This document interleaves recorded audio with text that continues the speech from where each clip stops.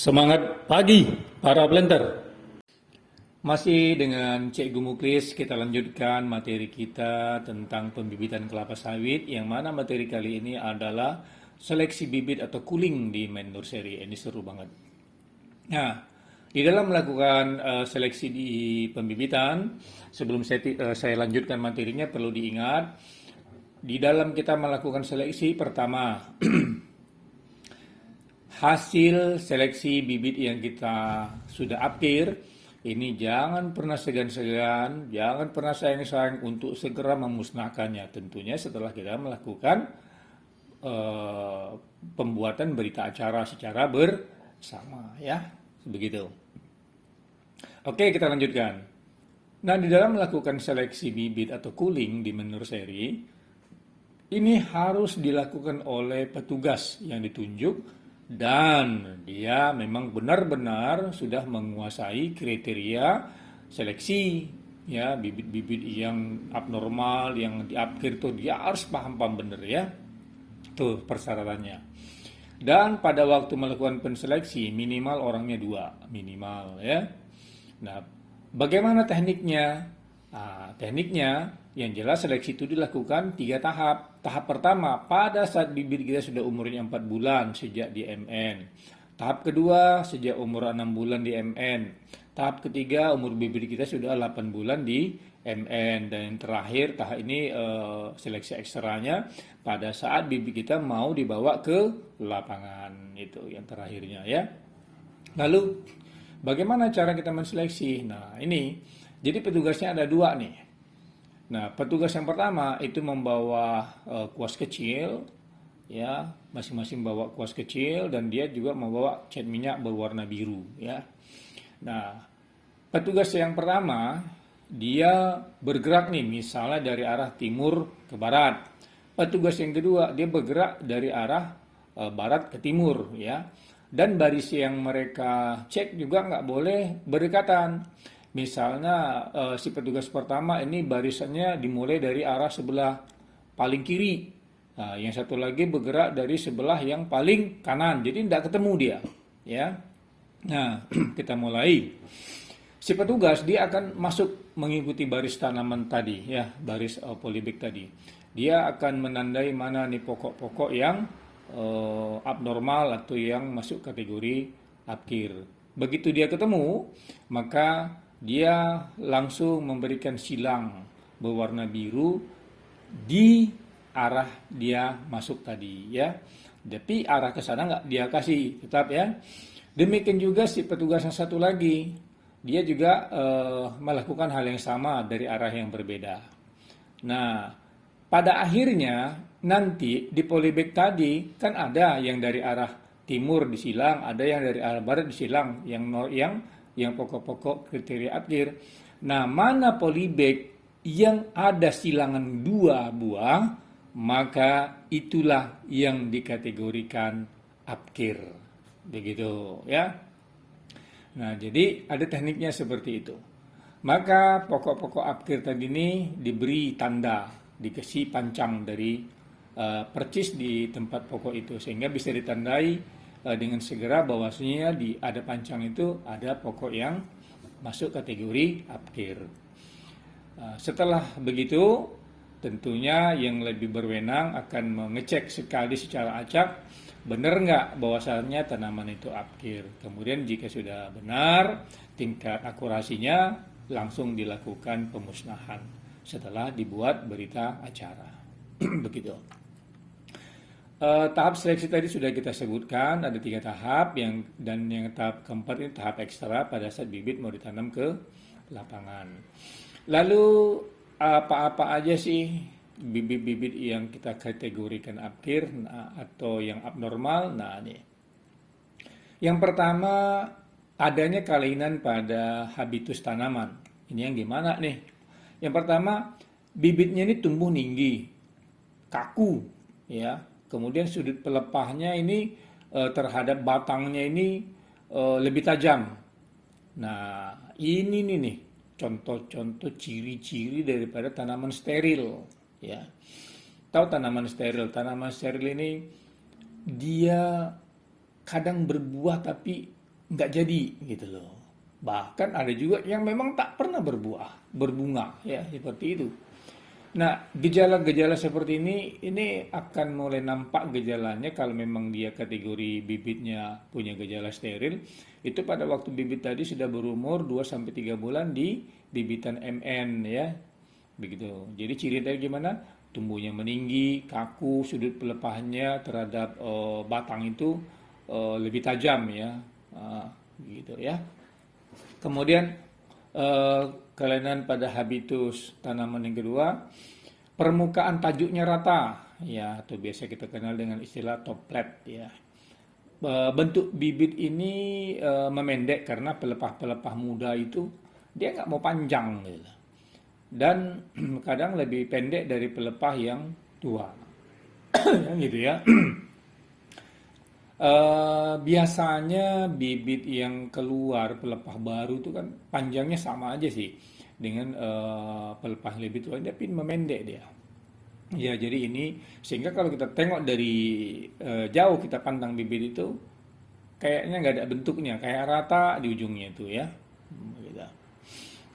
Pernah nengok sapu lidi yang diletakkan terbalik ya, kira-kira begitulah ya. Ini juga gejalanya akan kelihatan setelah bibit itu berumur 2-3 bulan di bibitan. Makanya seleksi pertama kita lakukan pada saat bibit kita berumur 4 bulan di MN ya. Jadi ada masih dapat ya, yang ini dapat kalau kita jeli ini dapat. Kalau memang ada ya.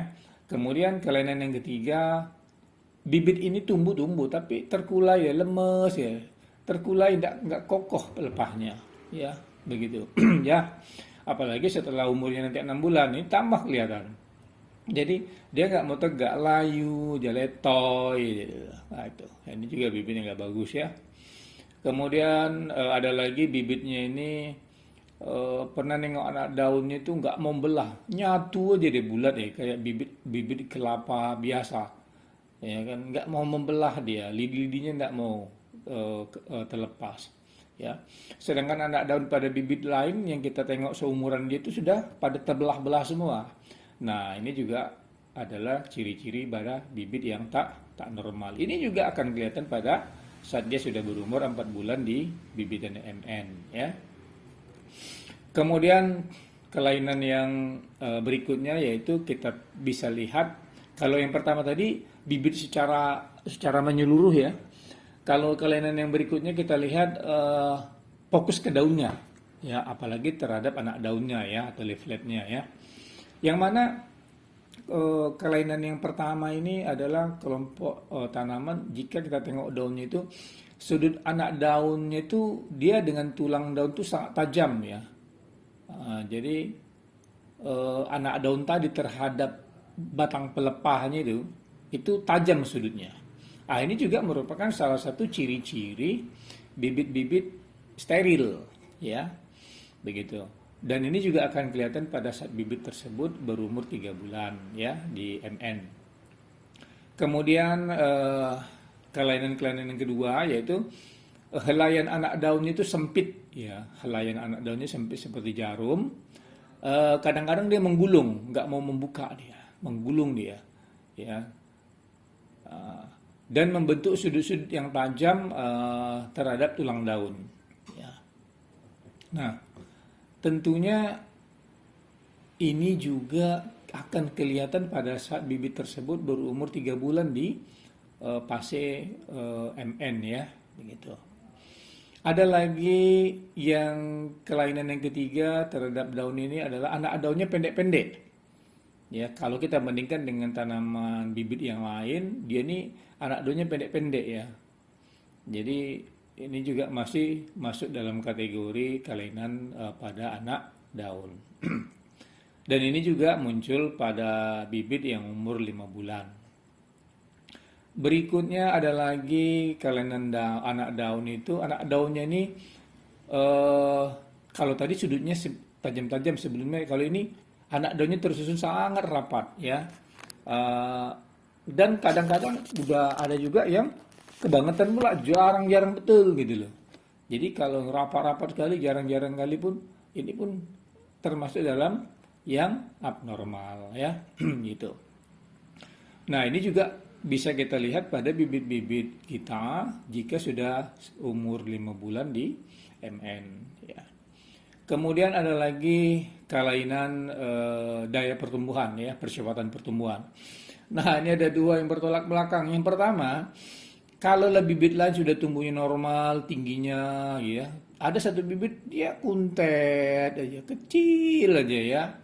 Jadi laget seedling kata orangnya. Jadi yang lain sudah tumbuh bagus, dia lambat ya nih. Ini termasuk bibit yang kerdil. Nah, lawannya ada lagi, ada bibit yang bentuk daunnya normal tapi di atas normal ya. Tapi pertumbuhannya sangat cepat dibanding yang lain-lain, ukurannya sangat super gitu. Nah, ini yang ciri-ciri daripada bibit giant atau bibit raksasa. Nah, untuk membedakannya, coba perhatikan pelepahnya.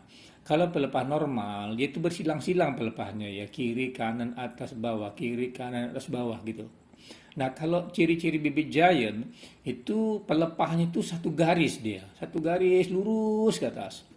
Nah, jadi ya, yang ini yang sering menjadi kecolongan pada waktu orang melakukan seleksi. Tengoknya bibitnya besar kali, mantap kali ah. Mantap pula waring bibitnya, sayang pula mau buang. Tak taunya bibit giant. Nah, ini jadi masalah kalau sempat lepas ke lapangan ya. Setelah 3 tahap diseleksi, yang tahap keempat ekstra pun lolos juga. Nah, ini yang kacau. Kita orang yang nanam di lapangan ini yang kacau nih. Udah dipelihara segala macam, lama-lama tengok paling besar tak ada buahnya. Nah, kan gawat urusannya ya. Jadi harus mau hati-hati ya, petugas yang menseleksi juga harus betul-betul memang sudah terlatih dan supervisi perlu membantu melakukan backingan pengawasannya ya. Nah, kalau dihitung-hitung persentase bibit yang kita upkir ini, kalau dia sudah di atas 25%, nah ini perlu berhati-hati nih. Kalau presentasinya lebih 25%, ini harus segera dilaporkan ini sama bagian agronomi. Ini ada something wrong nih ya. Itu. Tapi kalau di bawah itu ya mudah-mudahan normal-normal aja ya.